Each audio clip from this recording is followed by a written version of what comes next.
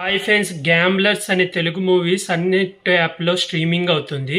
ఇందులో మెయిన్ లీడ్గా సంగీత్ శోభన్ యాక్ట్ చేశాడనమాట. మ్యాడ్ మూవీలో డీడీ క్యారెక్టర్ వేసిల్లా అతనే ఇందులో మెయిన్ లీడ్ అన్నమాట. ఈ మూవీ రన్ టైం వచ్చి 1 hour 39 minutes అన్నమాట. ఈ మూవీ సినిమా థియేటర్లో ఎప్పుడు రిలీజ్ అయిందో తెలియదు, కానీ ఓటీటీలో అయితే సన్నెట్ యాప్లో స్ట్రీమింగ్ అవుతుంది.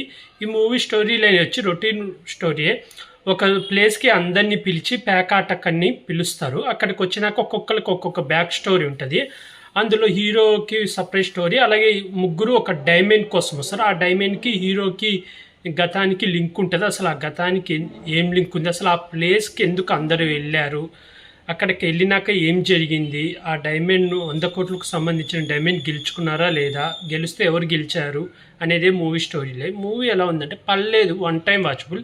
ఫస్ట్ ఒక 1/2 hour సోదిలాగా ఉంటుంది అన్నమాట. అంటే ఏదో అందరి క్యారెక్టర్లు మధ్య మధ్యలో ఏదో సోదెక్కిస్తుంటాడు. తర్వాత ఎప్పుడైతే హీరో కొంచెం నిజం తెలుస్తుందో అప్పుడు కొంచెం ఇంట్రెస్ట్ వస్తుంది, అంటే ఆ డైమండ్ ఎక్కడుందా అని.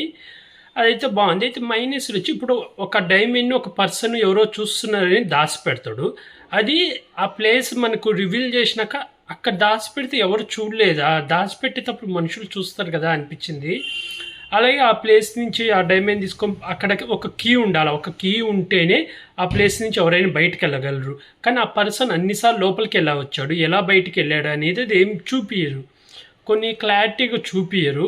రన్ టైం తక్కువే ఉండబట్టి పర్లేదు అనిపించింది. అలాగే క్లైమాక్స్లో వచ్చేసి గన్ షూట్లతో మొత్తం మత్తు వదలరాలు ఎలా గన్ షూట్లతో కాల్చుకుంటారో అలా ఫైట్ పెట్టారు. అదైతే బాగుంది, నచ్చింది. బ్యాక్గ్రౌండ్ మ్యూజిక్ కూడా బాగుంది. యాక్టింగ్ వైజ్గా అందరు బాగా చేశారు.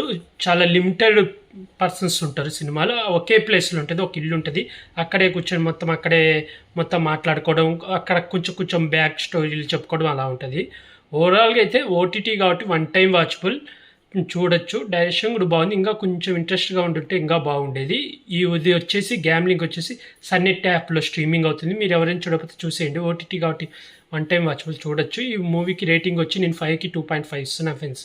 అలాగే ఇలాంటి మూవీ రివ్యూస్ కానీ వెబ్ సిరీస్ రివ్యూస్ కానీ కావాలనుకుంటే నా యూట్యూబ్ ఛానల్ సబ్స్క్రైబ్ చేసుకోండి friends. Like, share, comment, subscribe friends. Bye.